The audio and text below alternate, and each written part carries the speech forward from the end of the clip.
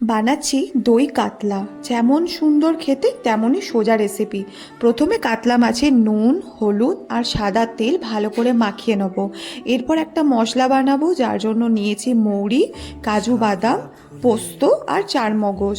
এরপর মাখিয়ে রাখা মাছটা তেলে ভালো করে ভেজে নেব। এখানে সাদা তেলের ব্যবহার করেছি।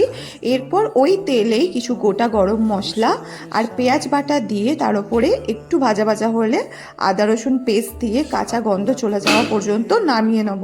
এরপরে দেব কাজু বাদামের যে পেস্টটা ছিল সেইটা। তারপর অ্যাড করব ধনে গুঁড়ো, জিরে গুঁড়ো আর নুন। তারপর সেটাকে সব কিছুর সাথে আরেকবার ভালো করে মিশিয়ে নিয়ে আগে থেকে ফেটিয়ে রাখা টক দইটা দিয়ে দেবো।